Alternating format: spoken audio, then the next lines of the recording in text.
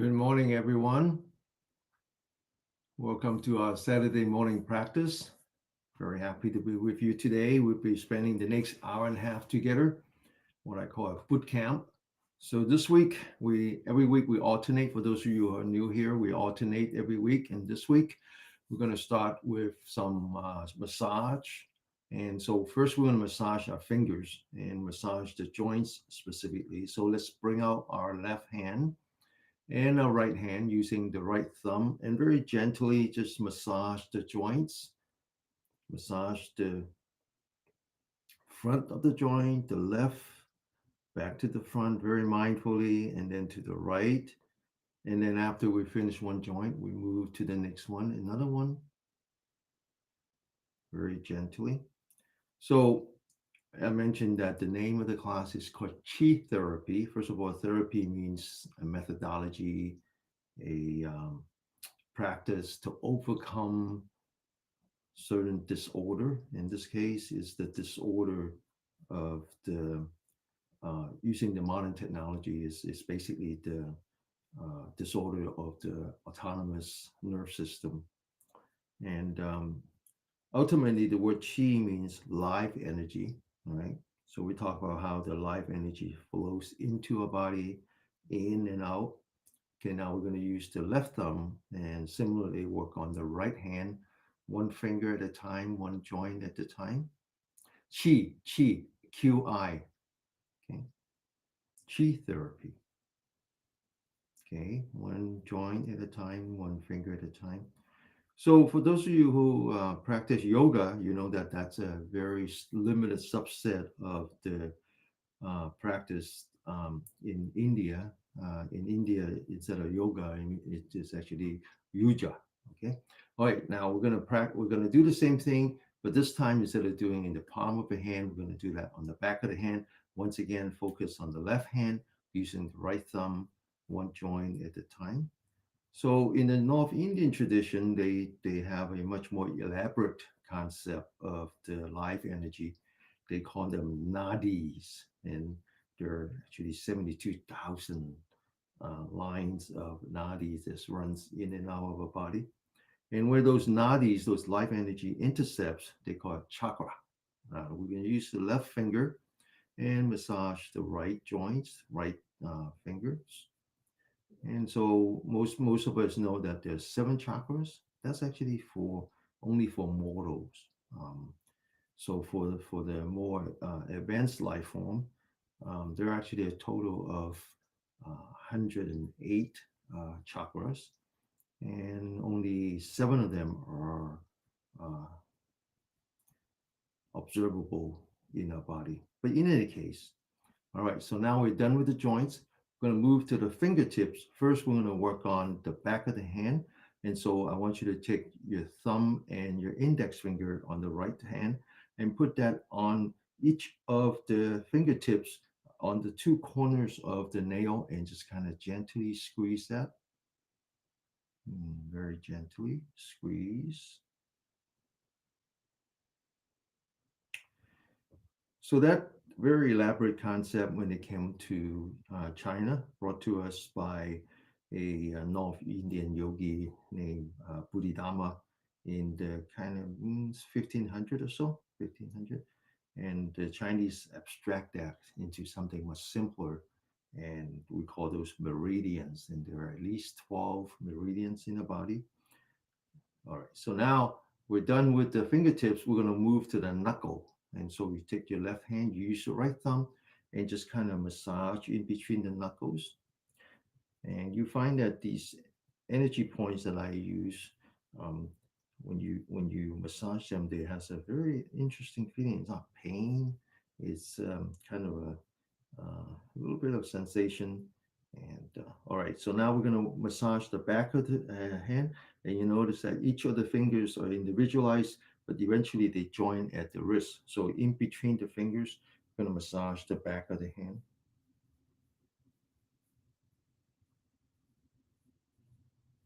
So in that case, the Chinese abstract that idea of the 72,000 nadis into the 12 meridians, and six of them starts at the fingertips, and 6 of them starts at the toes, right? All right, so now as these bones come together to the wrist, if you take your 2 fingers and you kind of put that as you kind of rotate around, you notice that they're like two dimples and just kind of massage those dimples.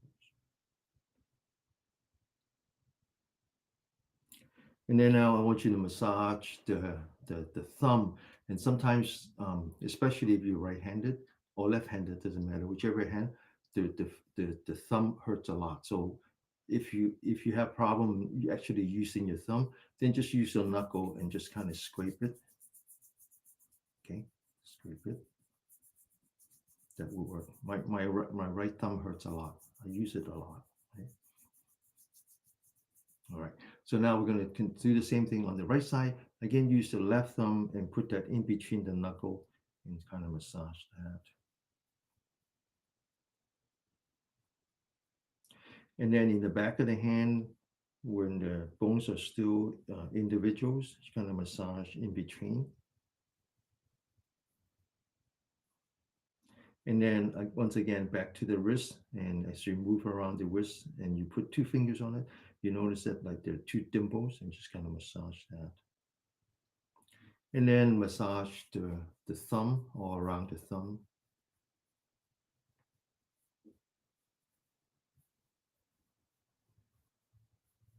Okay, so we're going to go back to the fingertip, but this time we'll go at it from the palm of the hand. So let's go back to the thumbs, I mean the fingertips, and massage the fingertips. And then do the same thing on the right hand.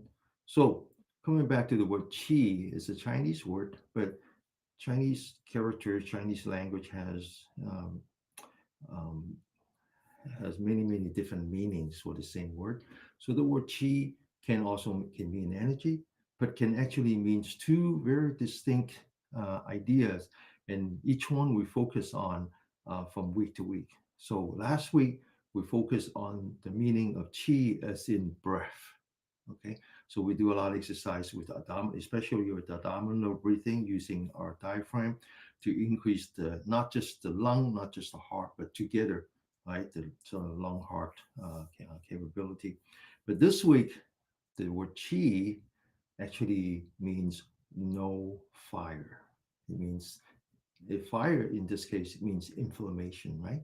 So it's really about reducing the inflammation. So it's the concept that if you have life energy running through your body unobstructed, then um, it's the beginning of health. It's when your body has lower inflammation, and the opposite is also true. When you have the life energy block, then your body start to inflame, right?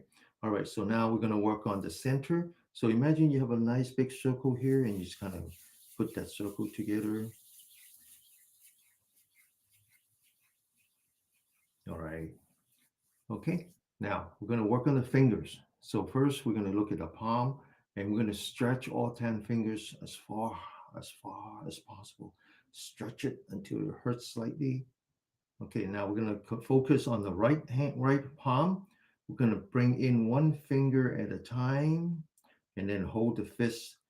Then we're going to go to the left hand. We bring in one finger at a time, hold the fist, and then we're going to squeeze as hard as we can. Then we're going to open the right hand, left hand. Once again, stretch the fingers. And then focus on the right, bring it back. Focus on the left, bring it back one finger at a time. Second time, squeeze as hard as you can. And then open it again, open it again. One last time, stretch as hard as we can. And then bring the hands, bring the pen, make 2 fists, and squeeze as hard as we can. All right. We're going to continue with the finger exercise. And this time, we take the thumb and the index finger together, and we're going to squeeze as hard as we can. Then the middle finger, squeeze. And then the index finger, not the ring finger, and then the little finger.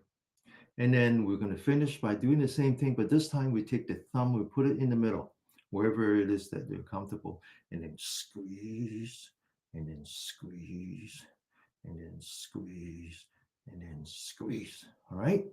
Now, so I talk about the North Indians understanding life energy as in nadis, but it's a very complex, complicated web of energy flow, 72,000 of them. So how did it go from 72,000 to 12? Right? that's a that's a big jump. Well, it comes from the Chinese understanding of astrology, actually. Astrology and astronomer. Wow, that's interesting. Well, for the Chinese actually have studied the the stars and the planets for thousands of years, long before Galileo, right? Galileo studied juniper and studied how eventually conclude that it is the sun it is the earth that revolves around the sun. But the Chinese knew that for many, many years, for many, many. In fact, they had studied juniper for the longest time. This is the biggest star you can actually see with your eye. So they noticed that it takes 12 years for juniper to go around the sun. That's why they have the 12 zodiacs, different animals for depending on when you. Uh, I meant to say Jupiter. Thank you so much, Jupiter Chan. Jupiter and not Juniper. That's a different thing. But in any case, Jupiter. Thank you. So that's what they say. That's how they come out with the 12 zodiacs. But then they realize that that's not granular enough to really understand our existence in the universe. And then they notice that there are actually five planets, not just Jupiter, Mars, Venus, Mercury, and so forth. And so they symbolize the five planets, the energy that comes from the five planets as the yin energy away from the sun.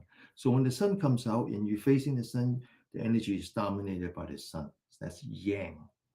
And when the sun goes away or you turn your back to it, then the energy is dominated by the five planets. And they symbolize the five planets in elements: the water, the vegetation, the fire, the mineral, and also the soil. The final need is the soil, right?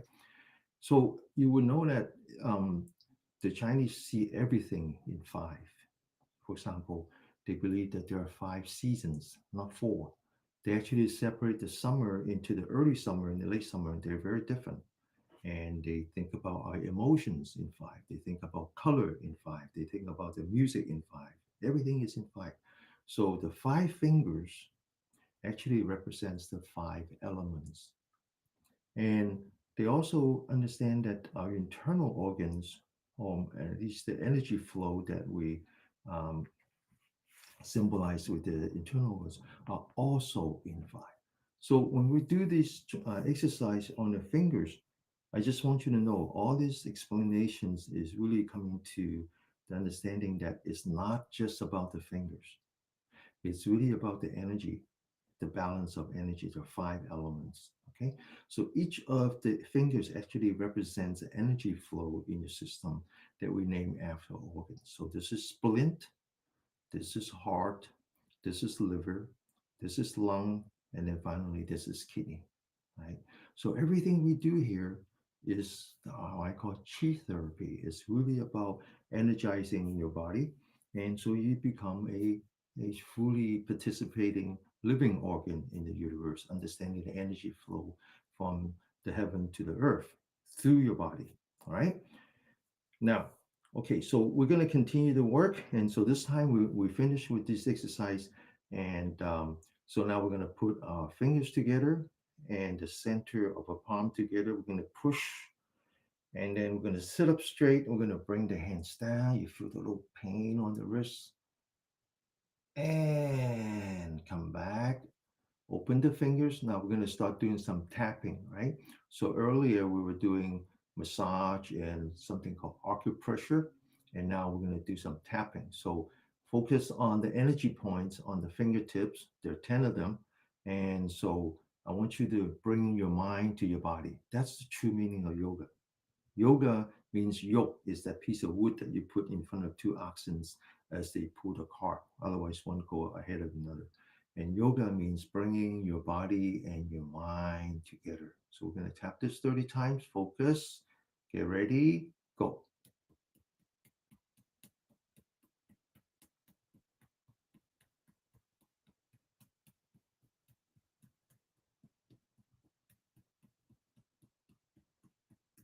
Okay, now we're going to cross our fingers. There's also 8 energy points in between the fingers, and we're going to tap that 30 times.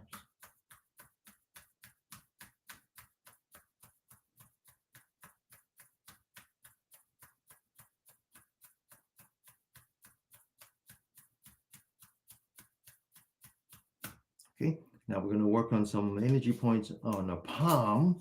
We're going to go from the finger to the palm, both the inside the palm and the back of the palm. Now, whatever is inside is always yin, away from the sun. Whatever is outside is always yang, facing the sun. This is dominated by the energy from the sun, and this is dominated by the energy in the absence of the sun. So in the absence of the sun, we have two meridian. One we name after the heart. In this case, it's actually in Chinese the word heart and mind, and we don't differentiate that. So this is actually the mental side of your heart, and this is what we call the energy line that is named the lung. So the two energy points here, one on each side. So as you come down on the index finger, you feel that there's like some meat here. That's where you want it. So you want to put that together, forming a V, and not bone against bone. Okay, it's just the muscle against the muscle. Get ready. The flesh against the flesh. Get ready. Go 30 times. Focus. Go.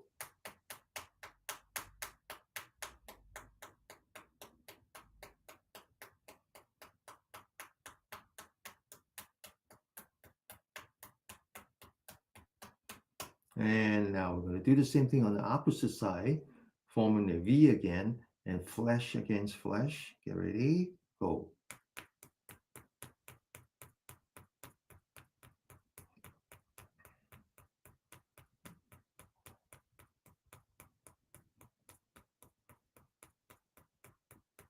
And now we're going to work on the opposite side. This is yin, this is yang, right? So the opposite, the yang side of the heart is actually the small intestine, and the yang side of the lung is the large intestine. So there's an energy point here, right on the outside, right on the edge, where the sun can, where you can see the sun. First, we're going to fold a hand. You see this line that goes across? It's right there. So this time we're going to put our palms together, but this time we're going to have it flat like this. And we're going to roll up the fingers, but don't hold it tight, right? Just on this energy point 30 times.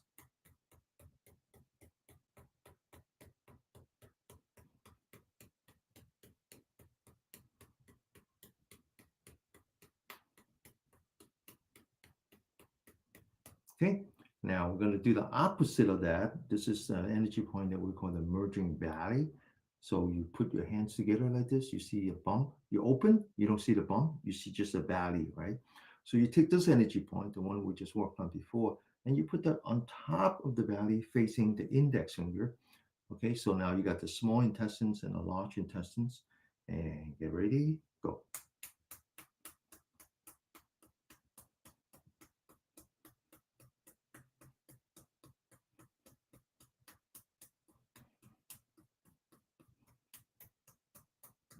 And then now the other side.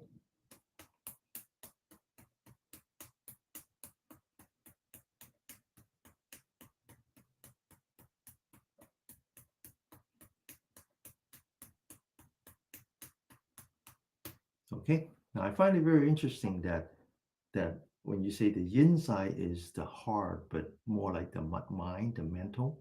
So, but then the yang side is the small intestines. Kind of, they don't actually kind of connect, but actually they do when you think about it. We're happy, right? It's a therapy to eat. Eating is a happy event, but also a happy intestines, meaning that you actually have a harmony in the small intestines where you have a lot of probiotic. That's also a sign of health, right? So it's interesting. So just a side note, just a side note, right? So these days, you see a lot of articles about longevity because of a book called The Blue Zone, and so identify five very specific region, but it's more like the country. So for example, one of the famous blue zone is Okinawa, but Okinawa just represent India in general, right? So India is considered a blue. No, I don't mean India. I keep saying the wrong word today. I meant Japan. So Japan is considered a blue zone. And so the question is, how do these people, whether they're in Japan, in Costa Rica, in Greece, in Italy, or in even in California, we have a small town in California where people live to the hundreds, and so people talk a great deal about that. And then at the same time, we have a pandemic right now of cancer. Yeah, young people are getting cancer in this 40s and the 50s. So there's a lot of questions, and basically it just comes back to inflammation. I hate to say this to you, but it comes back to inflammation, and part of the inflammation is just it's a complex question, but a big part of it is really your digestive system, right? And so people point to the probiotic. The name of the town in California is on the east side of Los Angeles, Noma. Point to something, point to Noma, right? It's a place where the Seventh-day Adventists live. Yeah, yeah. Okay, all right. Loma Linda. Yeah, there it is. Thank you, Karen. Okay, so it's all the disease comes back to one of the reason is that your small intestines is not in harmony. You're not able to have the right kind of probiotic in your stomach, and one reason is processed food is the preservative that we have in processed food. The preservative is there to the reason you put preservative in food is to create an environment where no micro organism can live. So if you eat food, a processed food that has a lot of preservatives, guess what? You lose harmony in your small intestines. Right? That's the beginning of really bad health. Now, on the other hand, when you go to Japan, um, they preserve food, but they preserve them naturally, right? So there's a lot of fermentation for fermented food. Anyway, I'm going off topic. So let's come back. Let's come back and just I think what I wanted to do is really be aware of your body and think about your body, the harmony. Think about the word harmony, how we would want to live with harmony, both in terms of energy in the body, both the yin and the yang. Learn talk about how the food that we eat has to be in harmony as well. It has to be grown under the sun and not in the factory. All right, it's just that simple. All right, so let's continue. Let's continue. So we're going to work from the fingertips to the palm and now to the wrist. You will find that there's very important energy points on the wrist as well as in the elbow. So one of the very famous energy points is right here. So you follow the index finger down to the wrist. You feel that there's like a cavity here. Okay, so you kind of massage that. This one actually help you sleep and also improve the quality of your sleep. And then now similarly on the thumb, you come down to the wrist, you move around a little bit. There's a cavity. And this one, as we grow old, um, we have problem breathing. We go up and down the stairs. We huff and puff, and so this would be good. Now on the other side, similarly, it's always the cavities, always the cavity, right? So you have to feel the cavity here, and you feel the cavity here. All right. So now we're going to move to another modality called scraping. Let me see what Chris asked. Chris says, "Hi, Danny. Where is the best place to learn about the meridians, about the associate organs and acupuncture points, or the best training?" Um, I think I, I, YouTube is a very good place. Yeah, YouTube is a very good place. The question is, um, who's a good teacher. So Martha, if you're here, can you mention the master's name who teaches qigong on YouTube? If not, please, Chris, join a circle, ask the same question in a circle, and I'll try to collect information for you. Okay. Um, I so rather than saying what is the best place to study this, I think just start, find a place to start And this is really what I have learned. I've been a teacher. I've been both a student and a teacher all my life. And what I always learn is that you start someplace, and then it's like opening a window to you, and you say, "Oh my God, this is heaven. This is like the source of information for me." And then as you learn, as you experience, you realize that, oh, that was very limited. It was as it's like the thing a journey. The more you go in, the more it opens to you. And when you always look back and say, oh, that was not enough, but that's learning. That's learning. Get started, Chris. Just get started. Um, Look for the word qigong. So qigong means the practice of qi, right? That's all it means. And once you do that, then um,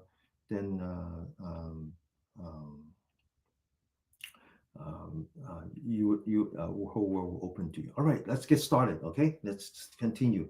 All right, so now we're going to do some scraping, and we're going to scrape from the elbow to the wrist.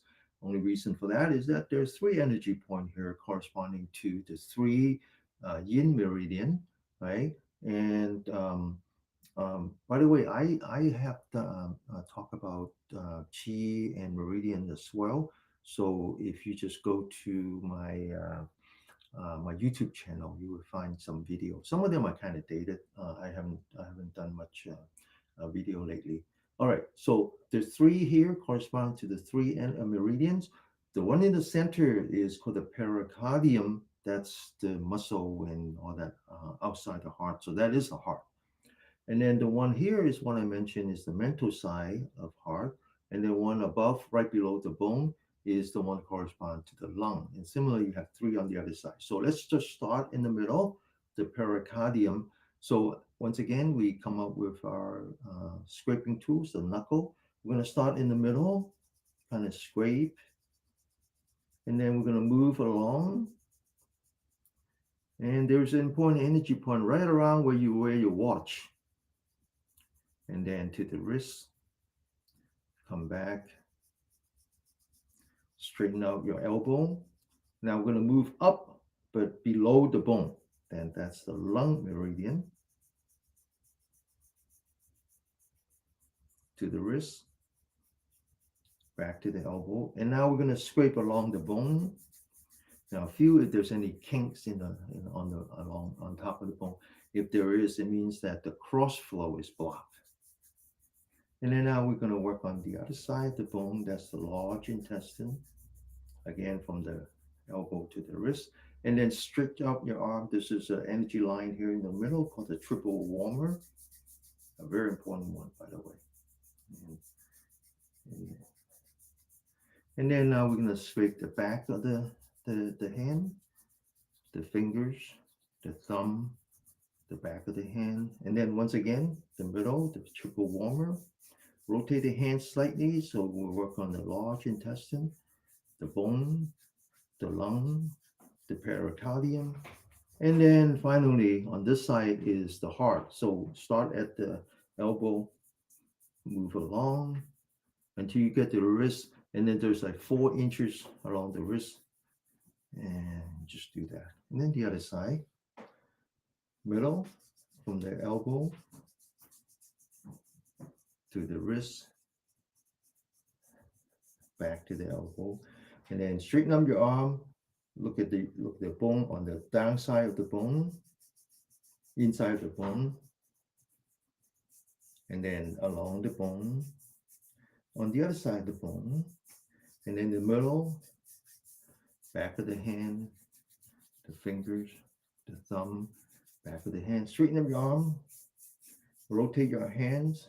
So you're working on the bones now, inside, and then in the center. All right. So this will do some. This actually there are some within the Western medicine community. They actually start to understand. They want to understand how scraping would actually improve your health, and they start to understand that, oh, there's something going on under the skin. All right. So there's a lot of activity right now. I think within my lifetime there will be a lot more understanding of the Eastern way approach to health. One of the things that they really spend a lot of time on is something called fascia, right? Fascia in this case is very limited. but it's a good start. It stands for myofascia, which is the connective tissues around the muscle. And they find that as we age, we get a lot of pain, and the pain are not necessarily with the joints or with the muscle. It has to do with inflammation. It's inflammations in the connective tissue, and ironically, that's one of the things that the Western scientists, Western doctors have long ignored is the connective tissue. Because what do when they start medical school? They acquaint themselves with a cadaver, right? And this is their best friend for the next 4 to 6 years. And the first thing they teach is to remove the the connective tissue because they focus on the organ, and then they realize that, oh, wait a minute, the connective tissue is actually the most important organs.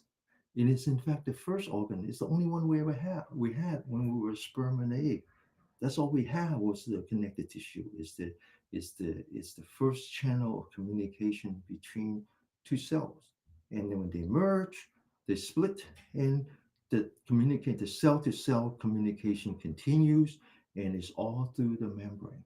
And so in some way, when we talk about chi therapy, is really relieving, regenerating that channel of communication between the cells, and between the cells are the membranes, and that's the meridians has to do with that, right?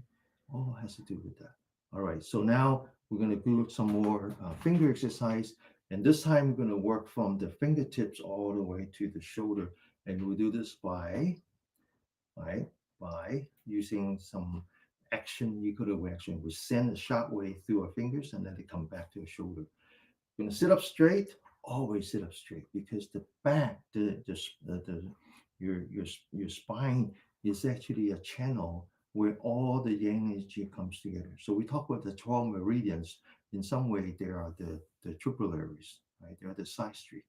So when you think about what we do today, is like clearing the traffic. It's like clearing traffic, and we're just clearing the tripullaries. Ultimately, we're going to clear the primary, and we're going to do that as we get towards the end when we do the meditation. All right. Okay, so now we're going to do some more. So let's sit up straight. Make sure your spine is nice and straight so all the yang energy can travel freely to the top of the head. And then now we're going to bring out our hands. We're going to lock the elbow so the energy can come back. And we're going to point all 10 fingers towards the camera. We're going to roll up the 4 fingers. And these are the springs. We're going to hold it down with the thumb. We're going to wind up the fingers. And then we're going to say one, as hard as you can. Two, three, four, five, six, seven, eight, nine, and 10. All right. Okay. So now we'll continue. Stretch your spine, open the shoulder, and then completely relax. There's two energy points here called the gated cloud. It's part of the lung energy line that goes all the way in. Okay. Now, we're going to take fingers, thumb pushing on the middle finger. Remember we said each one of them represents an energy line, right? And I'm going to push it down like this. We're going to stretch out the other three. Then we're going to put this we call lotus hand. We're going to put that on this energy point, put a gate to the cloud, which means that we have to open it once again. Back of the hand facing the camera. Get ready. Go. One, back of the hand facing camera, all fingers open up like this. Back to the lotus hand, pushing on the middle finger, stretching out the other three. Put that on the gate to the cloud. Sit up straight, back of the hand facing the camera. Two, three, four, five, six, seven, eight, nine, and 10. Okay? All right. Continue. Fingertips all the way to the shoulder. Eventually, we're going to work on the top of the head, but we're going to work on the neck first. The neck actually is very important. Energy is flowing up to the neck, and so a lot of us suffer from high blood pressure, right? High blood pressure. Now, hyperpressure is not a disease. Hyperpressure is a symptom.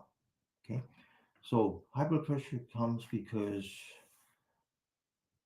your heart and your lungs are not working properly. You don't have enough blood flow into your head. This two area is the sensors. It senses you don't have enough oxygen in the head, so ask the pump to work harder. That's the disease. That's the illness. High blood pressure is just a symptom.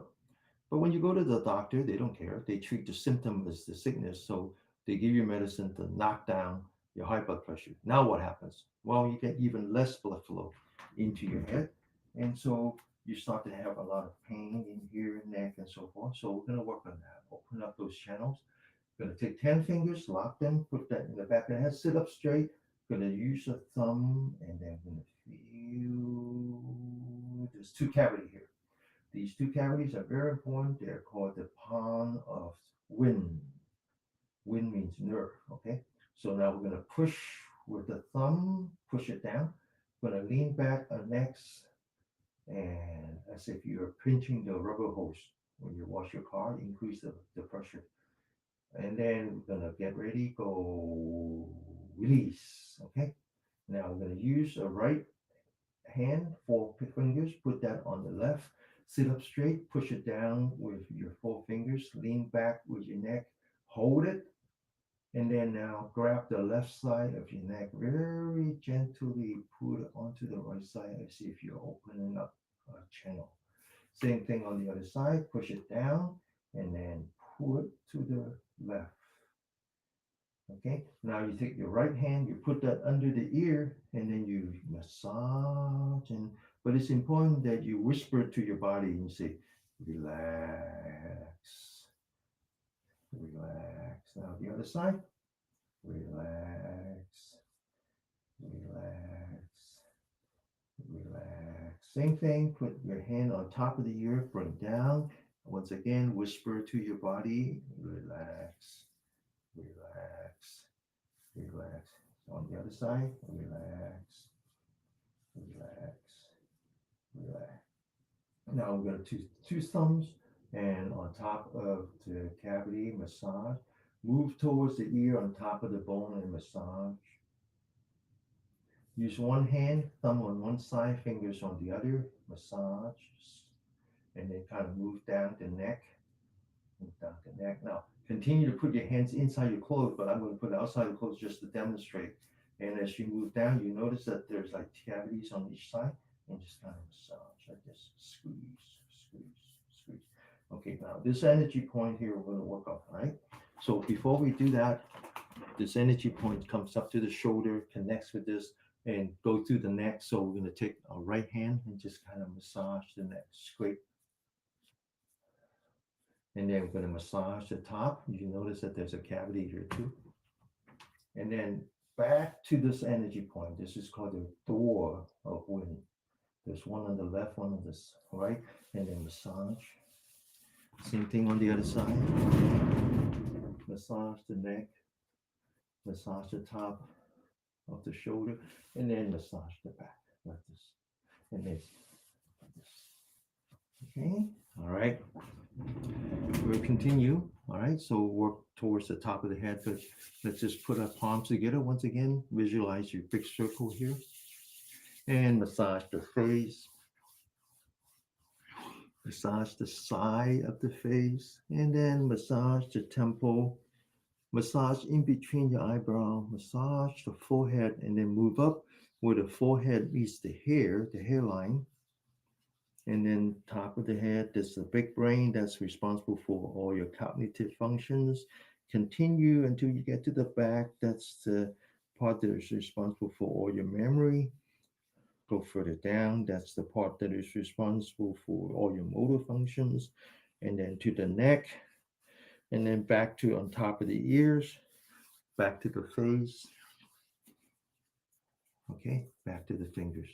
Now we're going to do some more tapping. This time we'll do that on top of the head. This one called the 100 beat. This is where all the energy comes together. It's very important that you put that on top of your central nerve system. So first, you're going to stretch your back, lean back, relax, open your shoulder, relax, Now we're going to focus on the forehead. Lean back the forehead so the ears on top of the shoulder. Focus on the chin, tuck in the chin. So now this energy point is straight up. Now you take your fingers, you put that on top of the head. Close your eye 30 times.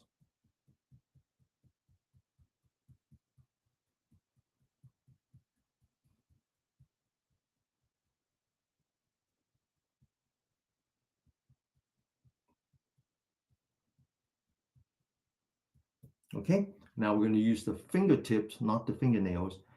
Four of them on the forehead, thumbs on the side, and we're going to comb a hair one all the way down, two,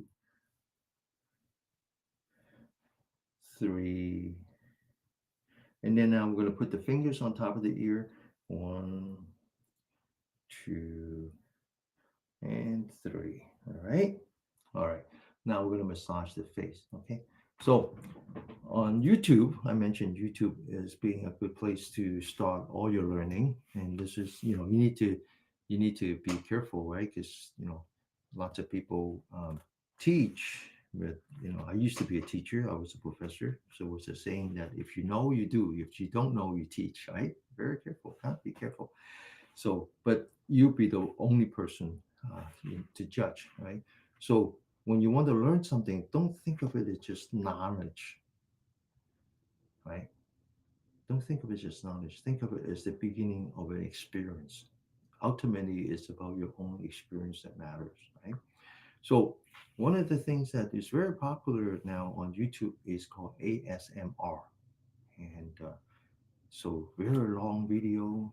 Sometimes nothing. Sometimes a person is reading a book. It's just to relax people, right?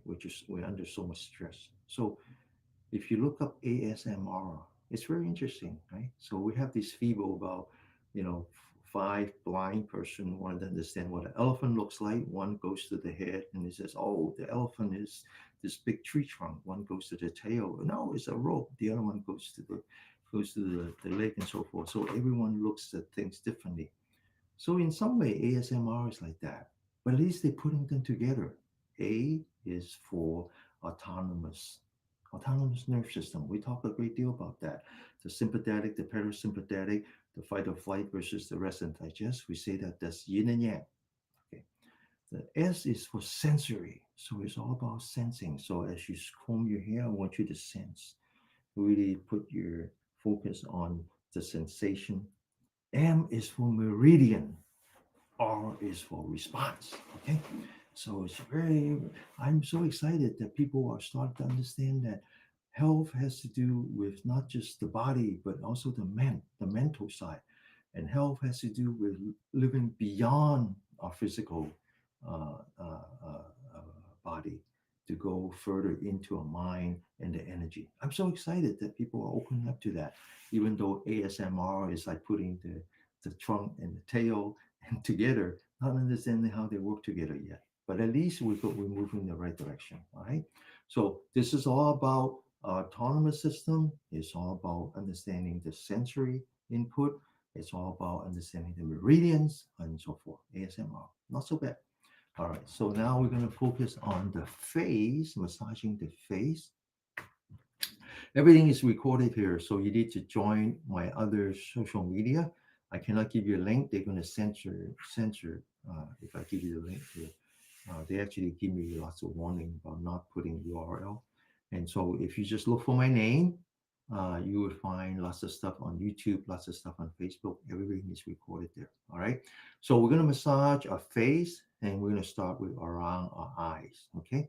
Now we're going to take the index finger. We're going to put that into kind of in the beginning, the eyebrow. If you're careful, you actually notice a cavity.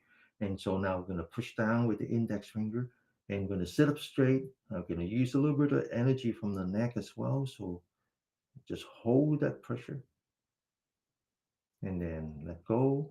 Now we're going to put the two index fingers in between the eyebrow and we're going to massage our eyebrow. There's three energy points on the eyebrow. You're going to massage it like you're squeezing your toothpaste.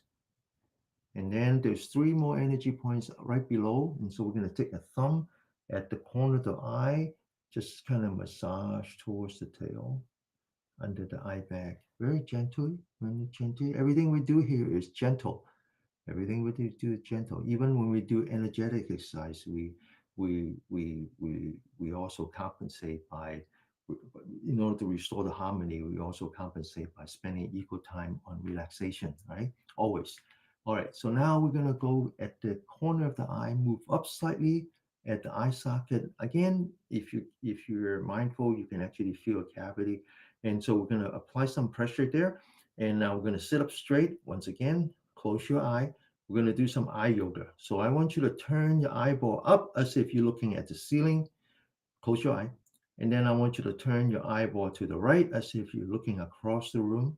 Now turn it down as if you're looking at the floor. Turn it to the left, back up, right, down, left, up, right, down, left, up. Now we're going to do a counterclockwise. Left, down, right, up, left, down, right, up, left, down, right, up. Open your eyes. Okay, very bright, huh? Okay, now we take two fingers at the corner of the eye, massage outside of the nose, and to the corner of the mouth, to the chin. Second time, second time. All right. Now we're going to take the thumb and put it below the eye and just go down until you meet there's a cheekbone, and you kind of push, lift it up a little bit like this. Then we're going to put the index finger outside your nose. This is called the welcome fragrance massage. And finally, we're going to massage the neck. All right. This is all right. Okay, so finally, once we at the very end, we're going to massage the ears. All right, so we're actually working on all the extremities, the fingers, the top of the head, and the ears. All right, the extremities are the where the energy has to come back. So if there's a blockage at the extremity, then there's no free flow energy. Very simple. So we're going to work on the ears. Now, the ears, notice that it has the shape of the fetus. The Chinese actually believe that all the energies in the fetus are reflected in the ear. So very important to massage ear. Once again, the ear, we separate into three parts, just like we separate the internals into three parts. What's above the diaphragm, what's between the diaphragm and the belly button, and what's below the belly button, except that it's opposite.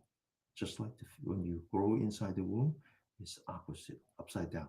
So top, put your thumb inside, four fingers outside, massage. Put your thumb in the middle, four fingers in the back, massage. Put your index fingers on the bottom, the thumb massage. There are like 200 energy points in your ear, right? Now we're going to massage the tip, and we're going to put on the outside. Then we're going to massage the rim until you get to the ear loop. Then we're going to pull the ear loop down a little bit. Then we're going to put the thumb behind the ear loop, the index fingers outside, and we're going to massage. And now we need to massage the back of the ear. Those who have high blood pressure, this is important exercise. So now you notice that there's like a fold here. So we're going to massage the fold. And then we're going to put two fingers, one on the ear, one on the skull, and from the top of the ear to the bottom of the ear. And then similarly on the other side. Now, those of you who's doing this for the first time, I think you will notice that like the whole body warms up when you massage your ear. Okay, massage the outside, and then two fingers massage.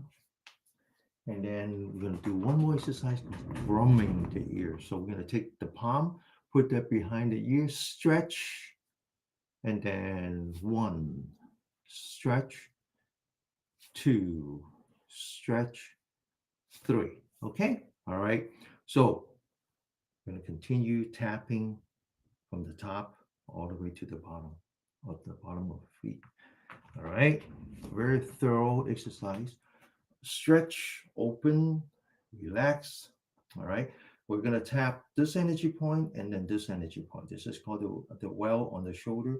This is called the gate to the clouds. We're going to take the right hand, form an empty hand. So we're actually using air. You put the fingers on top, the palm of the hand in front. You're going to turn your head to the right. So you actually have to exercise your neck a little bit. And you're going to listen with your left ear. Get ready. Go. Continue.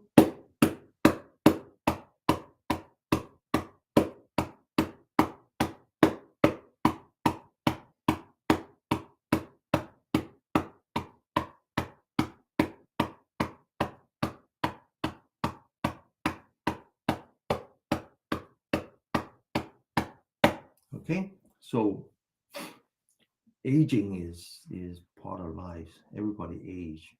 Okay, so no, we're not here to reverse that biologic cycle and say we're not going to age. We're all going to age and we're all going to die. You should know that the first day you were born. That's why baby cry. They know that they're going to die someday. Living and dying, that's just part of who we are. But aging doesn't mean decay. All right. So here I talk about mindful aging, which is we really wanted to be mindful of existence, be mindful of living in harmony. The metric is inflammation, reducing the inflammation in the body by focusing, be very mindful of what we eat, what we drink, how we work, how we exercise, and how we um, manage or stretch our emotions. That's the key, all five, to basically mindful aging or premature aging, right? So continue, stretch, open, relax, left hand, right shoulder, fingers on top of the shoulder, palm in front, turn your head to the left, listen with the right ear, get ready, wake up, continue.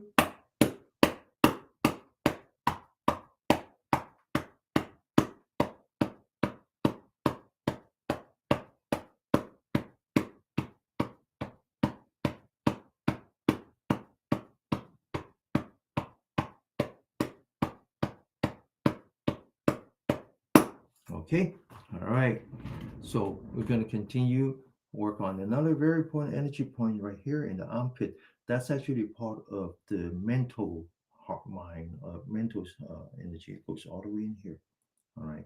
So one of the things that we talk about is as we age, it's not that we're losing our mind. It's just that we're losing our ability to concentrate, to stabilize our mind. So one of the things that happens is that as you age, you're losing muscles in here, right? So it's very important that these energy lines remain active. So the way we do that is that we take our left elbow, we put that on top of the head. We sit up straight. We look straight ahead. We don't look down. That way we're stretching this part. And now we take our left hand, we put that on top of our ear. Okay. And then we turn our head to the right. Listen with the left ear. We take our right hand, forming the empty hand. We put that here. Get ready. Wake up. Continue.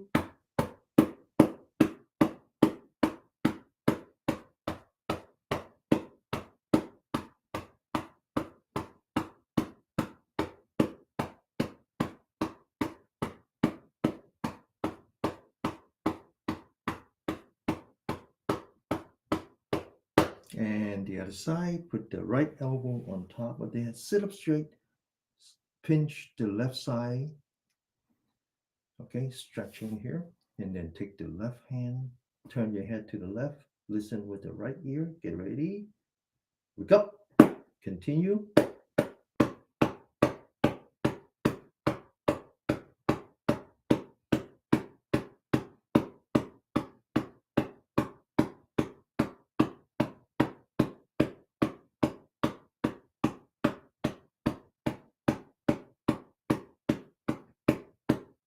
Okay, so now we get to the last energy, last exercise.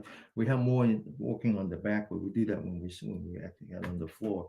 But this would be the last one from the upper torso, right here. 3 energy points. So lock your elbow, lift up your arm so palm is at eye level. Take your right hand, forming the empty hand, wrap it around your elbow. So the fingers on top, the palm on the side. Listen with your left ear. Get ready. Go. Continue.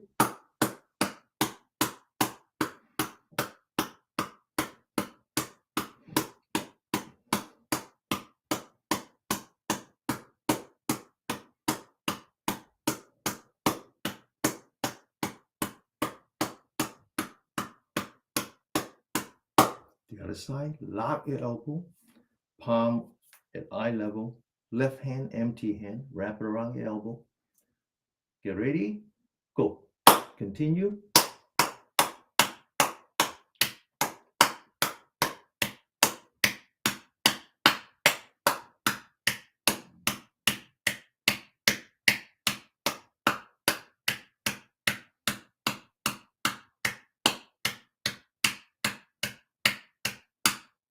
Okay, all right. Oh, before I forget, next week we're gonna have a class on Sunday, just 1 week. Okay, I have a lot of activities scheduled for Saturday, so we're gonna have it on Sunday. But I'll remind you. Okay, I will remind you. Hang on just 1 second. Okay, there we go. All right, so now we're gonna work on the lower part of the body. And I mentioned six energy points, 3 yin, 3 yang. Similarly, on the lower part of the body, 6 energy line and meridians, 3 yin, 3 yang. The yin are the liver, the splint, and the kidney. So work on the liver first. And what's above the knee, 2 energy point in the inside. Get ready. Now we're going to use what's called a saw empty fist. So we're not going to squeeze it really tight, trying to beat your body into submission, but rather just kind of gently put that on top of the inside of your thigh. Get ready, go.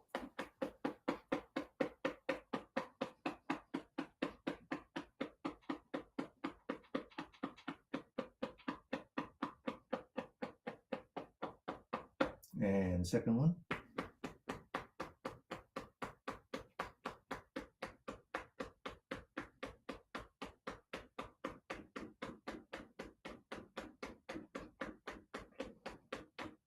Okay, now we're going to work on the yang side of a liver, which we name after the gallbladder. So you put your knees together and 2 energy points. Get ready, go.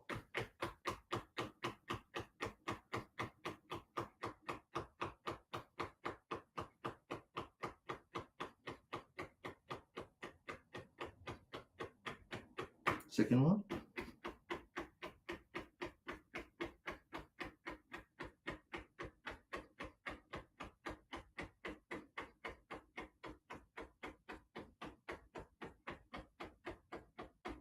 Okay, so now the Chinese medicine doctor would tell you that these energy points would help you reduce your chance of having a stroke.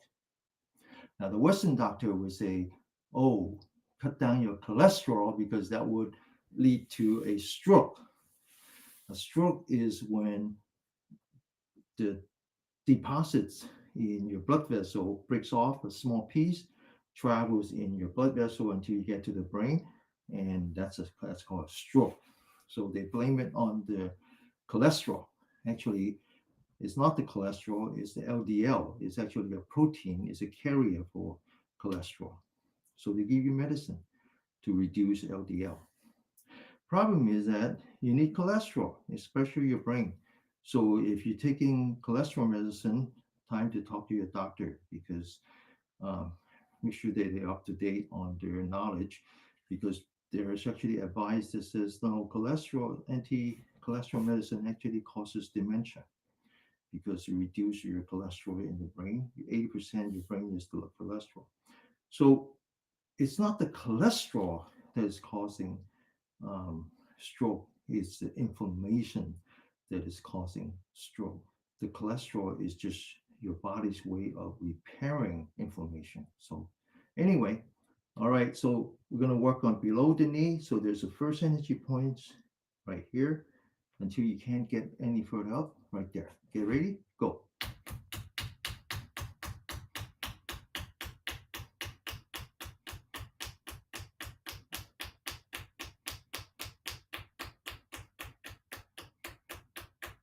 And now in the middle.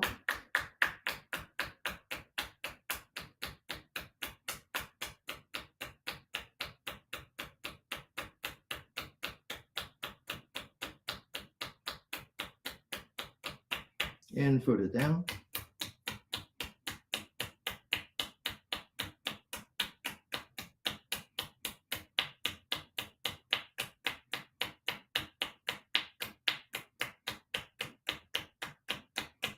And now we're going to work on the front, which is the yang energy, yang meridian that we name after the stomach. There's a very famous energy point here that helps with digestion.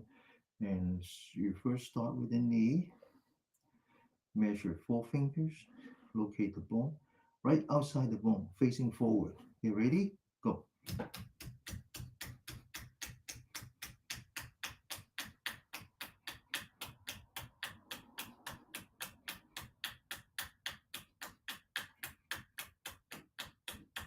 And 4 fingers down. Again, locate the bone right next to that. You ready? Go.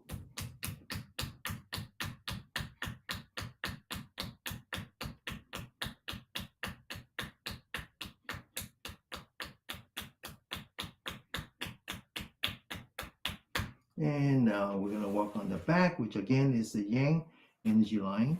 This meridian is named after the bladder. We're going to work on the bladder. Bladder energy line is very important. But this energy point here is right in the middle of your back of your leg, and it's right at the end of the calf. The calf is very important. So we're going to massage the calf. As you age, your calf deteriorates. And even the Western doctor understand the importance of the calf. They actually call that the second heart. And uh, there's a study that shows the correlation between the deterioration of the calf and dementia. Okay, I actually didn't know that firsthand. I observed my dad, and his calf deteriorates as his dementia condition worsens. Okay, so we're gonna. This is very important. This is very dear to me. And so you take the middle of the calf right here. You put that on your right knee, and you kind of squeeze that. It hurts. And then we're gonna do this 30 times.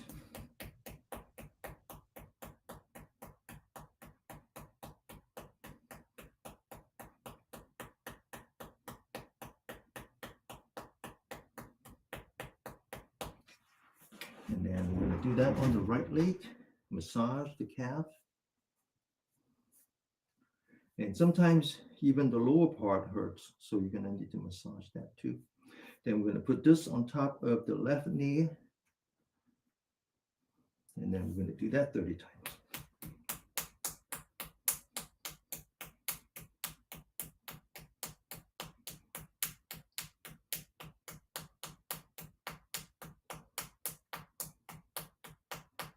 Okay, all right. So we talk about qi, we talk about circulations, and so one of the conditions you develop when you have lack of qi or when you have lack of circulations is something called peripheral neuropathy. And people who have diabetes or when the diabetes is out of control, that's one thing that's happened is that the toes start to hurt badly, or if they have a sore, it won't heal, right? Or they just lose sensations, or they have a lot of pain. That actually happens even um, if you don't have diabetes. As you age, you can also develop peripheral neuropathy, and it's very painful. And so we're going to learn how to improve our circulation by massaging our toes. And we're going to do that from the standpoint of the meridian. There's a very important meridian that runs between your big toe and the second toe, and it's is the beginning of the liver meridian. So I want you to massage that. And then I want you to locate two very important energy points. One is at the bottom of the V, and the other one is when the bones join together right before it join, right here. And massage again. So a lot of you cannot put in a good night's sleep. If you wake up between 1 o'clock and 3 o'clock, then the Chinese medical doctor will say, "Oh, that you have qi, you have fire in your liver," because from from 1 o'clock to 3 o'clock is when the liver meridians is active. Now, there's the opposite of that. So if you look at your ball area, you can actually see a separation between the the big toe and the second toe. So I want you to use your scraping tool, your finger, the edge of the finger, and just scrape. And now I want you to take the big toe and bend it back. You see this tendon. scrape the tendon. We call this the longevity tendon. And then I want you to scrape the bottom of your feet. And then I want you to now come back and massage each one of your toes. And it's very important that you have a habit, a practice of massaging your toes. It's the best time is to do that when you take a shower. Get a little plastic stool inside your shower stall, sit down and just massage your toes while you're taking a shower. Now I'm going to learn to massage the ball area by squeezing it like this. Then massage the heel. And now we're going to massage this arch area. This arch area is very important. This is where the meridian that we name after splint comes through, and also the meridian that we name after the kidney runs through. So learn to massage the heel, I mean, not heel, the arch going from the bone down, especially here, and then all the way down, all the way around. Massage that. Now, this again, this arch covers two meridian. One we name after the splint, one name we name after the kidney. Kidney is the water element, and the splint is the soil element. So, water is very important. That's the beginning of life. The soil is also very important. It's the cradle of life. The soil element is therefore transformation and transport. Transformation is digestion. Transport is the relief of water. So this is responsible for any kind of swelling in your feet. Swelling is a very, very bad sign. Swelling means that your lymph node is blocked. You're not able to return water. You have no immunity when that happens. Okay. So what you find if you read the study about cancer, um, among young people. When I say young, below 50, 40 to 50, they start at 40 now. Very scary. Most of them is obese, but they start to understand that obesity is not just the body mass index, it's swelling, it's the retain of water.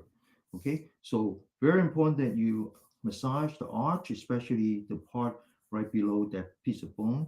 And then it's very important that you learn to massage the inside by locating that piece of bone between the knee and the ankle and just kind of scrape that, right? Do a little bit of test, use your thumb, push down, and then let go, see if it comes back. If it doesn't come back, that's a bad sign. That means that you're retaining water.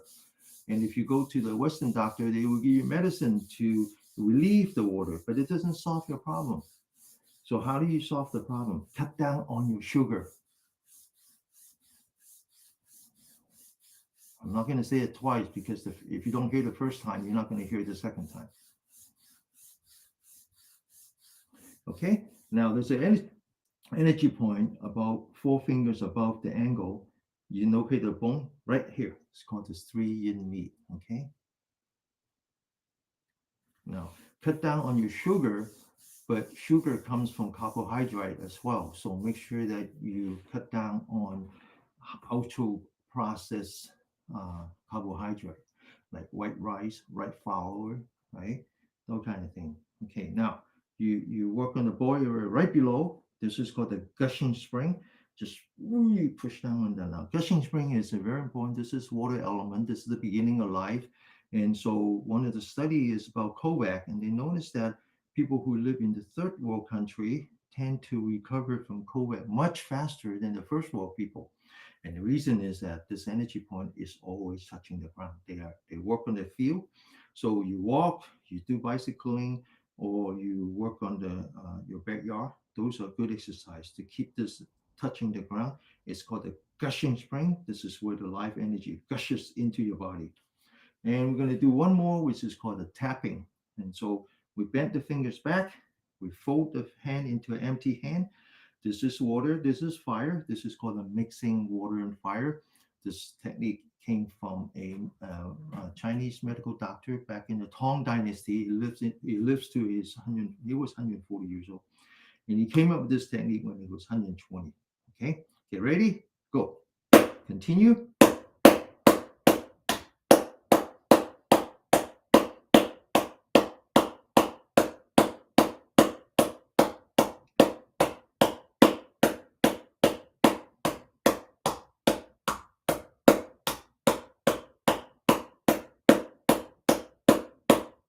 Okay. All right. Now, very important to do empty hands so you can hear different. The sound is different when you do that.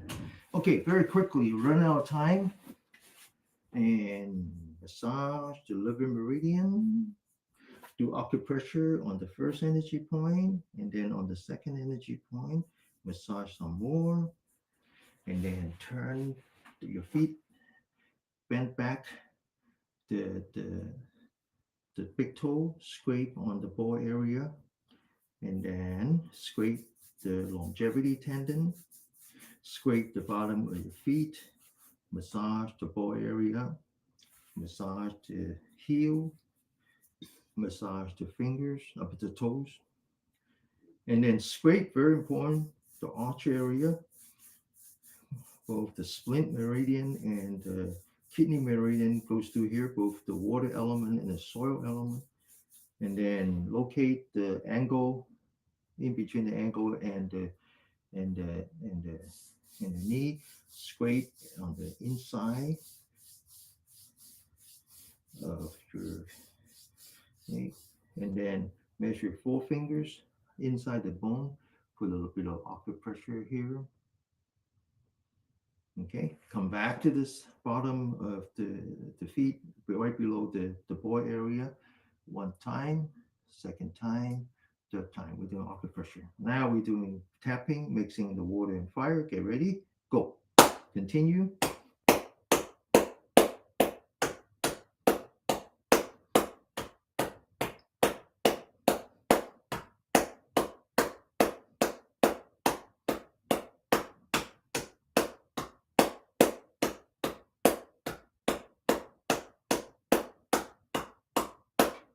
Okay, now you would hear me talk about mixing the water and fire. And the reason why that is an important health concept is that, again, we're back to the internals. What's above the diaphragm is fire. What's below the belly button is water. And most of the time, when we have ill health, is because the fire and the water is not mixed, meaning that we don't have the harmony. And what's inside here is all the important organs. It's the liver, it's the stomach, it's the splint, and then also the beginning of the intestines, right? So mixing the water and fire is very important. Mixing the water and fire also means that you must have sliver in your mouth.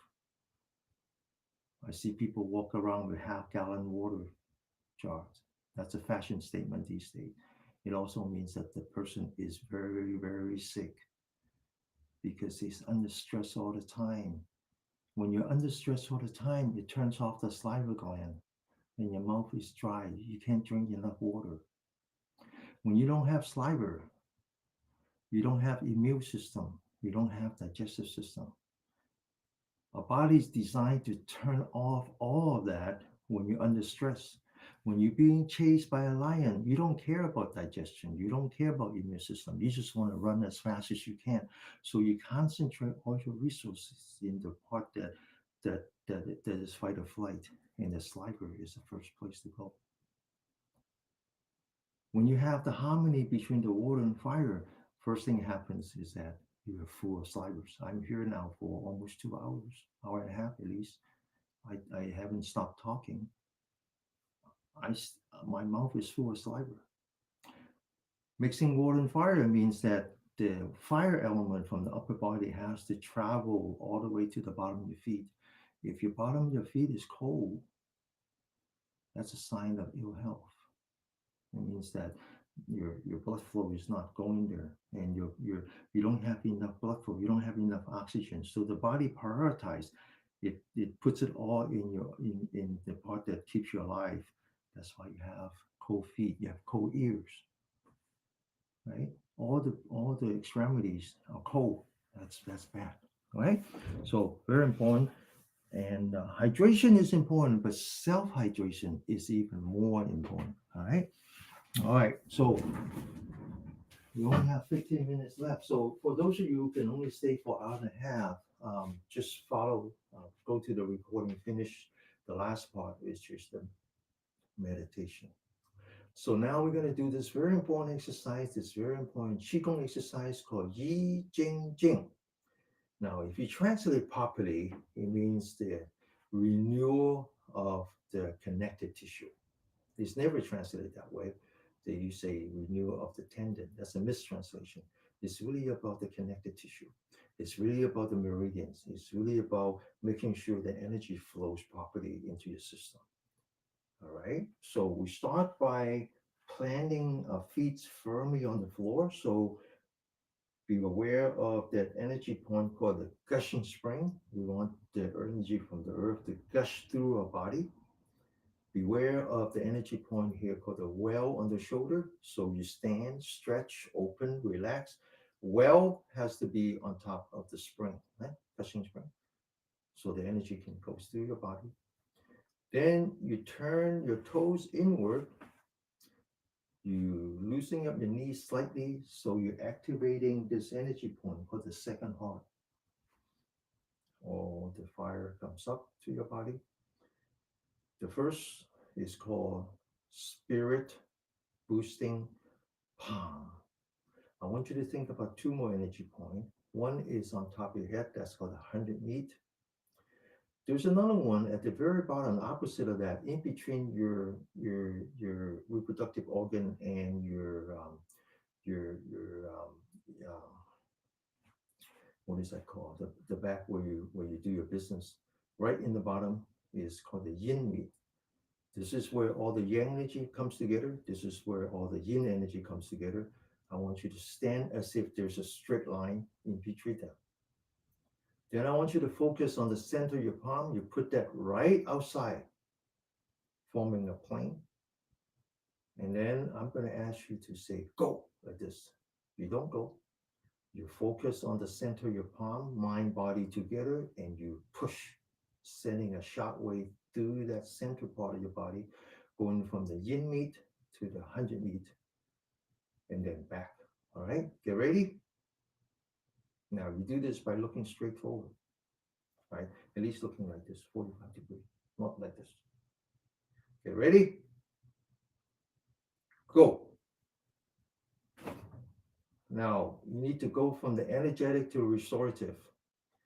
When you were in energetic, you're releasing stress hormone, reducing inflammation in your body, but you need to come back to the restorative to restore the sensitivity to the stress hormone, to the steroid. You do that by focusing on your breathing, one breath at a time. I know I'm breathing in. I know I'm breathing out. You do two breath.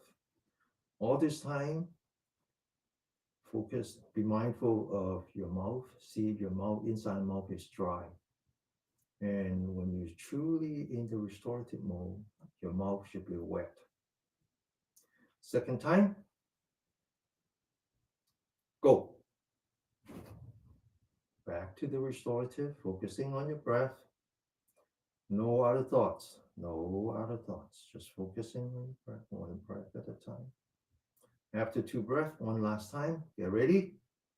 Go. And then back to the breathing. Okay. The next one is called pointing. Point means also means a thumb. We point with the thumb. So we focus on the thumb.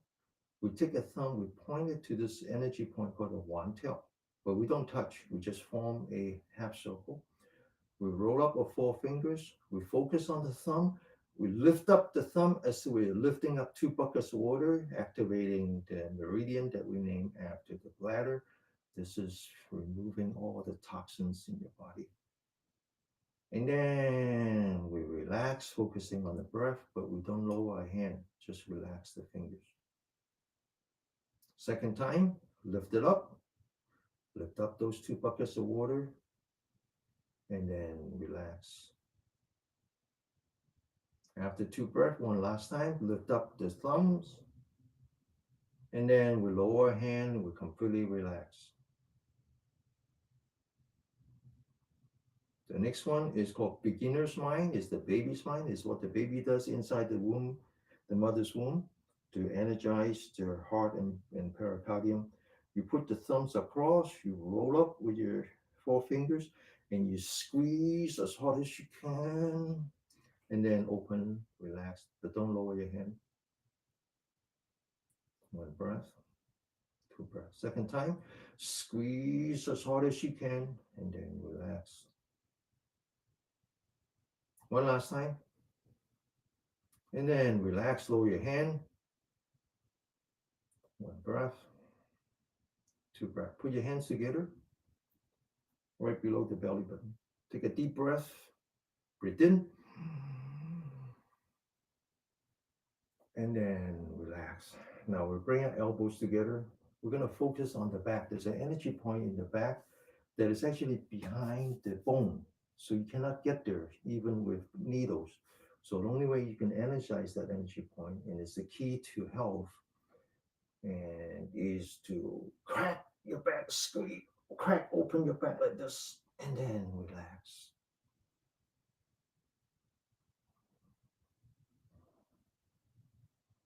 Second time, and then relax. One breath, two breath, and then one last time, and then relax. Now the next one is called the fist on top of the head. So you just open your shoulder, you bring the fist on top of the head, you open the fingers. You feel the blood flowing into your fingertips. Then you roll your fist, one joint, two joint, lock it with your thumb, and you squeeze as hard as you can, doing cardio, and then relax. Second time, and then relax. One last time, open the shoulder, and you squeeze as hard as you can, and then you relax. The next one is called stabbing the shoulder. You open your shoulder, you you make the fist as if you're holding a dagger. You point the dagger onto the shoulder, and you stab your shoulder. You feel the stiffness in the back of your head, the neck, and then you relax. Let the energy flow to the top of the head. After two breaths, second time, stab, and then relax. One last time, stab, and then relax. Next one's called the cross. This is about the triple warmer. Now, you rotate your wrists, you make a fist, you take a deep breath, and imagine you have two trees on the side. You don't punch, you just push, and then relax. After two breaths, second time, and you push, and then relax. Third time, and you push, and then you relax. Continue. This is called the front hanging. Lock your elbow, rotate your wrist, take a deep breath, and imagine you have a tree in front, and you push, and then relax. You shouldn't be typing unless you have three hands. Second time, push, relax. One last time, push, and then relax. So up until now, we have done two important parts of the exercise routine to prevent premature aging. One is called stretching. The other one is cardio. Now comes the third part, which is to make sure that you don't lose muscle. So we're going to do chin up. Look up, grab the bar, pull yourself up as much strength as you can. Use it or lose it. Muscle is very important. Second time, pull yourself up and then relax. After two breaths, very important, Now, keep checking your inside your mouth. And if the inside your mouth is dry, that means you didn't do the relaxation properly. You didn't restore the sensitivity to your stress hormone, okay? Now the next one is called ripping the phone book. That's my call. My name for it is there's a better name called opening the bowl, like the bow and arrow. I call it ripping the phone book. Grab the phone book by each side and just rip the sucker open using your muscle. Check the inside of your mouth. Rip it open. One last chain to check the inside of your mouth. Rip it open. And then relax. Now we're going to swallow all those livers. Okay, ready? Swallow. All the way down. Now, now's a good time to check your goat stand. Make sure that your knees are not locked. You continue to activate your calf. You're going to stand like this all the way to the end, okay? Back of the hand, straighten up your back, lower your hand, but don't stand up, okay? Don't lock your knee. Looking straight down. Now, this is actually a very important exercise. It's important for your kidney chi. Get ready? Squeeze your fist one time. Relax, back of the hand touching. Continue to focus on the floor. Second time. Third time. Now, flip your hand. Focus on the center of your palm. Make sure you don't stand up. You just continue to loosen your knee like this. Take a deep breath. Breathe in. Breathe out. Breathe in. Focus. Push. Breathe in. Breathe out. Relax. Completely relax. Okay, so we only have 2 minutes left. So those of you who have to leave, please come back, look at the recording. We're going to spend the next 10 minutes meditating. Now, this meditation technique is commonly called microcosmic orbit. I mentioned how many of their spiritual practice starts with understanding of astrology and astronomer. And so microcosmic orbit is when the moon circles around the sun. So this is about circling the energy within you. There is also a technique called the macrocosmic orbit, is when the sun circles around, when the earth circles around the sun. That's another technique, a much more deeper technique. But here, this is for the beginners, and I am a beginner, so that's all I know. Now, all this work that we put in for the last hour and a half is about clearing the triple layers, clearing the other 12 meridians where the energy can flow. Now it's about clearing the primary channel. The channel in the back, which coincides with the spine, is called the guardian vessel. This is where all the yang energy comes together, and it goes all the way to the top of the head and comes down to in between the nose and the mouth. And so one of the important things that we have to do is we need to learn to put the tongue, the tip of the tongue behind here, so the electricity can continue. But before we do any of that, we need to learn how to sit properly. So we sit like a bell. We stand like the pine tree. We sit like the bell. A bell means that the feet are a pedestal. It has to be nice and firm. You can sit on the edge of your chair with the feet at the bottom. Or if you sit like do, make sure you put blankets and pillows so you're not lifting up your legs. You're not using any muscle. You want to support your entire weight of your upper torso with the bones, with the structure. Now, if you're accustomed to doing what we call mudra, you could do that, but make sure you don't lift up your arm. So I don't do any mudra, not most of the time. I sometimes do because my body tells me it's a natural thing. But most of the time I don't. I just rest it here like this. Then you come to the spine. I want you to focus at the bottom of your spine. And you walk up the spines towards the top of the head and you stretch your spine to one joint at a time. Stretch it as hard as you can. And then you lean back the upper torso, relieving the stress on your muscle, supporting your upper torso with your spine. And then you relax. Then you open the shoulder, reviewing the energy point called the gate to the cloud. And then you relax your shoulder, relaxing the energy point on top of your shoulder. Now you want to lean back the forehead so the ears on top of your shoulder. You're not using any neck muscle. You're supporting the weight with your spine, the weight of the head with the spine.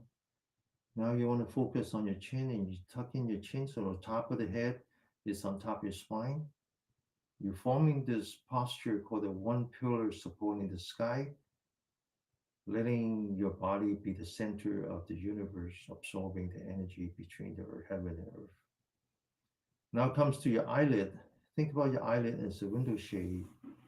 You just kind of drop down your window shade, relax, shut your eye, close your eye, but don't shut it tight. Just relax your eyelids so you can actually see some light coming through your eyelashes. And finally, you take the tip of the tongue, you put it behind your teeth, where the teeth meets the roof of your mouth. You close your mouth, you feel the inside of your mouth, you feel the wetness inside your mouth. Because when you do that, when you sit like this, you turn it on your rest and digest. Now we're going to do the first part, which is called mindful of the body to cultivate chi. We're going to first focus on the breathing. I know that I'm breathing in. I know that I'm breathing out. Follow your breath. Now I want you to focus on your belly button. And when you breathe in, I want you to move the belly button forward. And when you breathe out, I want you to move that belly button backward. This is called mindful of the body to cultivate chi. We're going to sit for 3 minutes, cultivating your chi. The chi is in your danten. Danten means the field of fire. That's your stomach.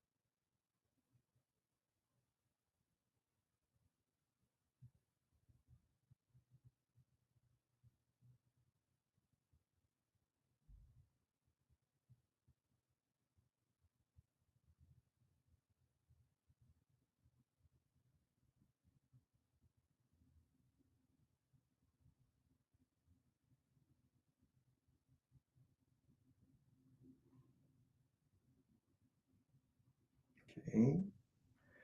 Now we come to the second part, and by cultivating the chi, basically means that we're generating some electricities in the stomach. When we breathe in, we move the belly button forward. Basically, what we're doing is we're pulling down the diaphragm, increasing the lung capacity, getting more oxygen into your system. And when we breathe out, we bring our belly button back, which means that we're pushing up the diaphragm, clearing the remaining part, the bottom of a lung to relieve all remaining um, toxins in the lung.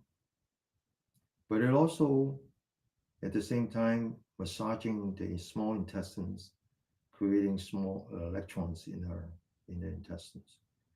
Now comes the second part. The first part is about mindful of the body to cultivate the chi. The second part is about mindful of the chi to cultivate the mind. So we do that now by letting go of our breathing. We can actually feel that the stomach is moving on its own. When we breathe in, the belly button is moving forward all by itself. When we breathe out, the belly button is moving backward all by itself. All we have to do now is focus on the bottom of a spine.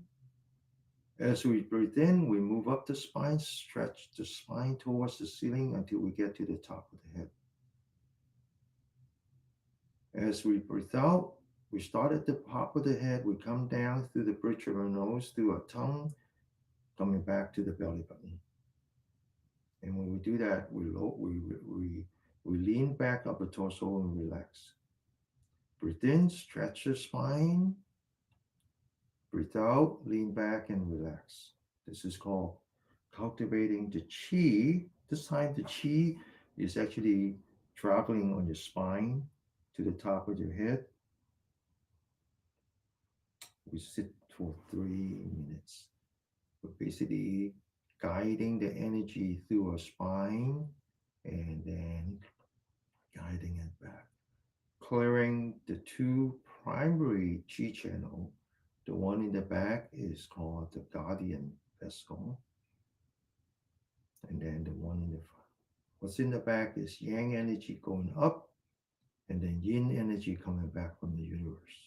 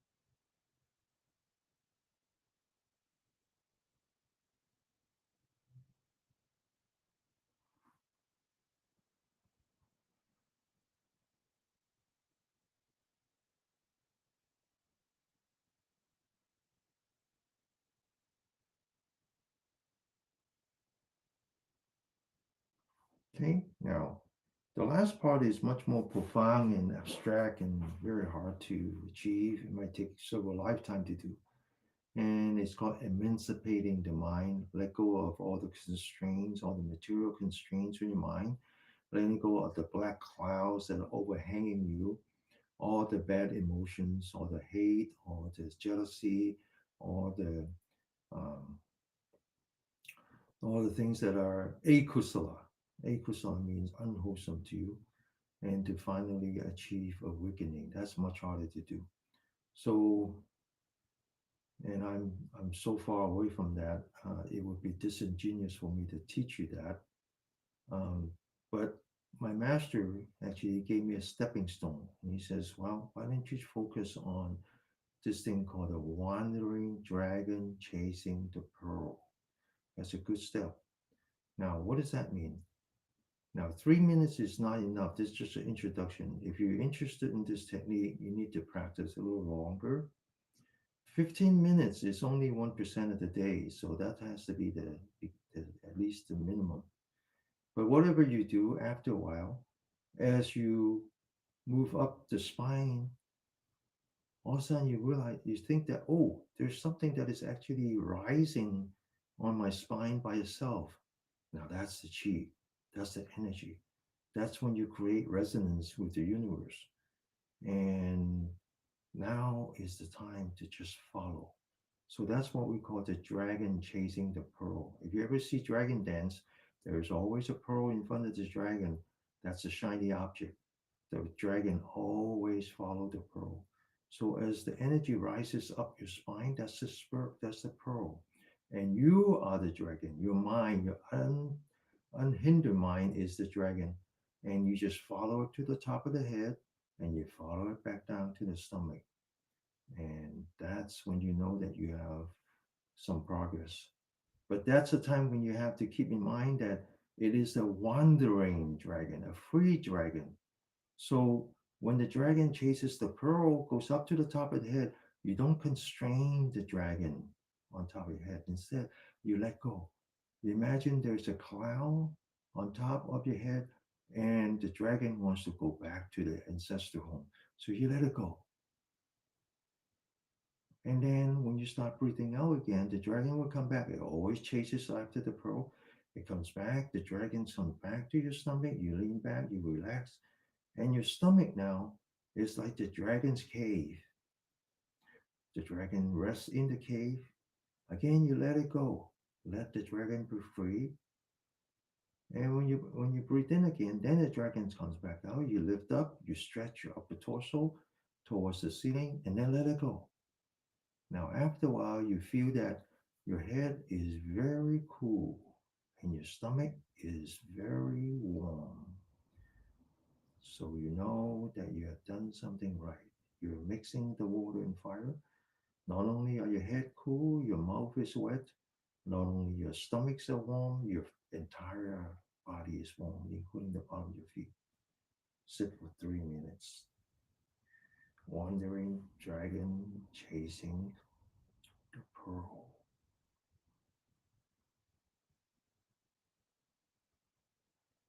Stretch and then lean back and relax.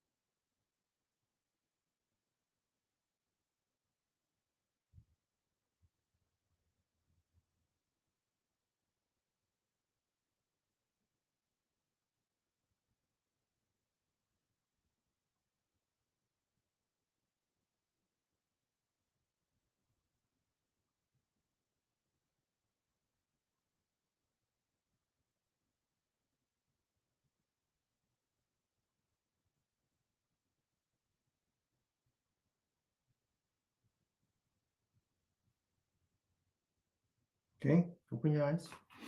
All right.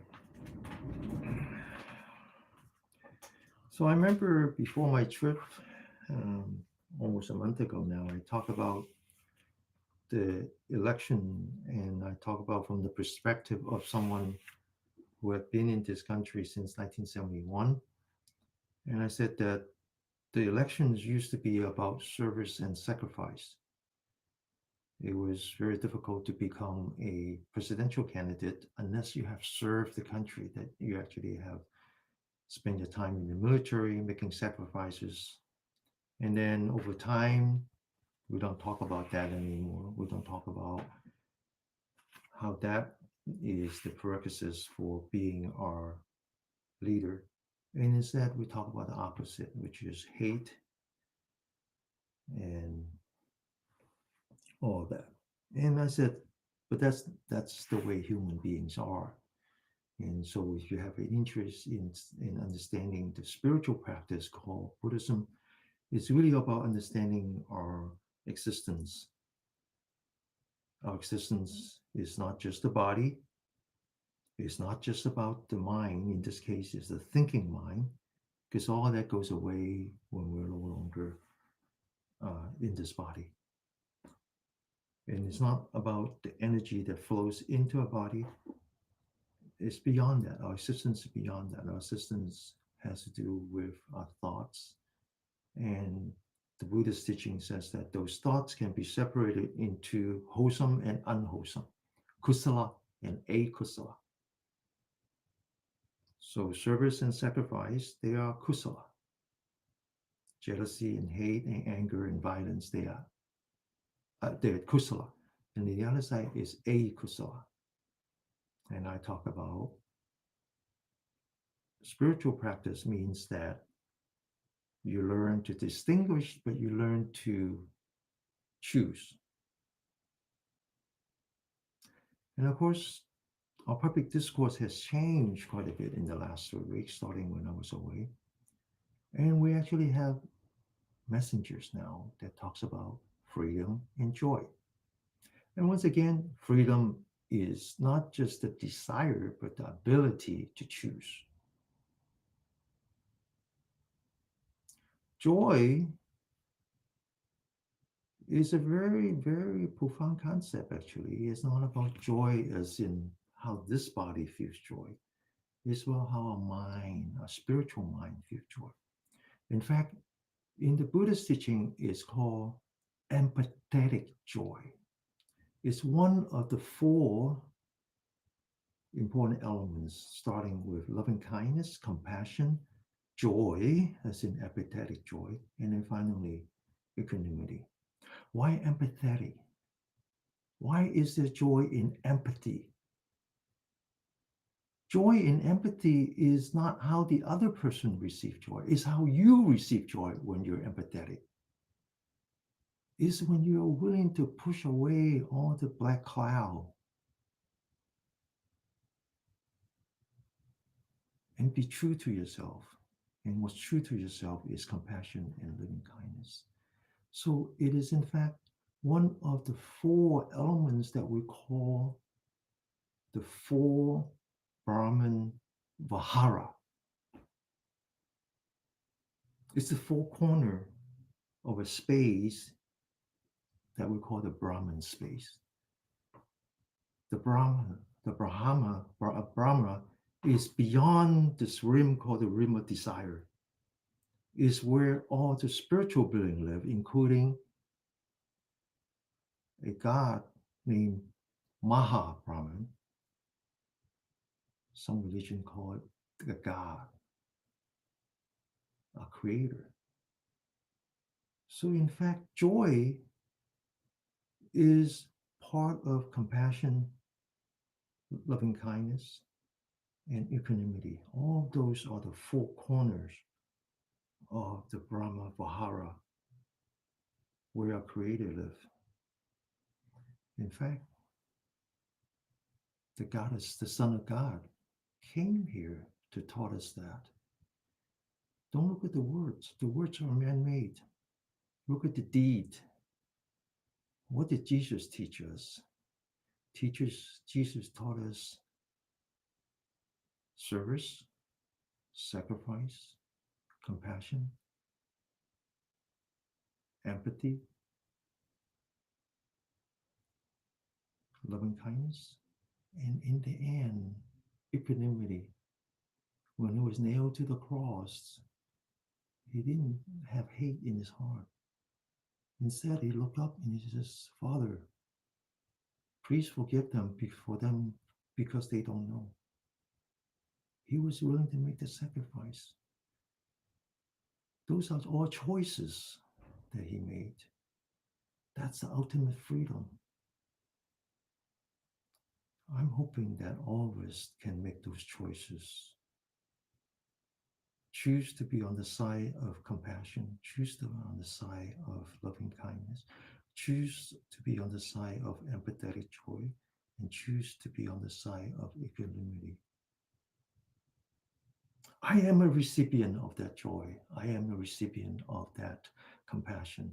I am a recipient of that loving kindness.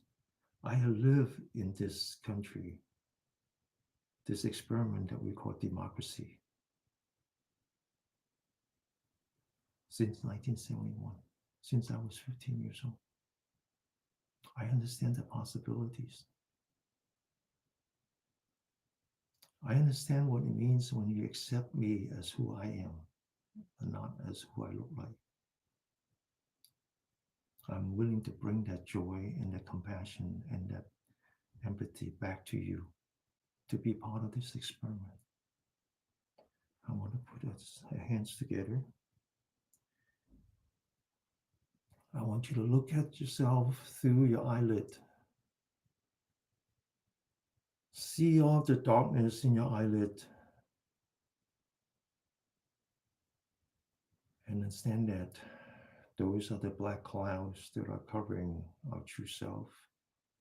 I want you to see through those black clouds and see the light in front of you and identify that light the way you want to.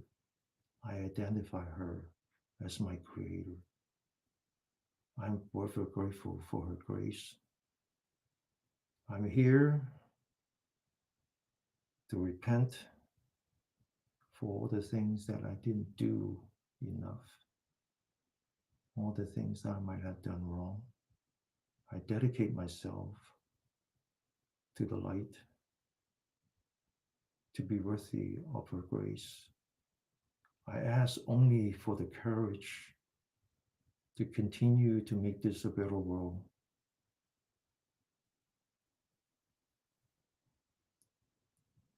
In spite of all the impossibility, I ask for the serenity to accept my own limitations, to understand that in the end, the only thing I can change is myself.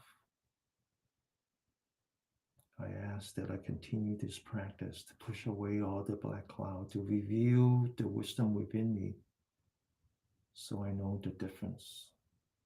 Namaste. Okay, see you all next week. Let's continue. Next week, we do it on Sunday. I just need a Saturday off for all the other activities, okay? But I put that on a circle to remind you. All right. Okay, 星期一見，拜拜。Thank you. Thank you, Danny Bye-bye. Xi Heng. Okay, 多謝你 Thank 哋。you. Okay, bye bye. Thank you for all the donation.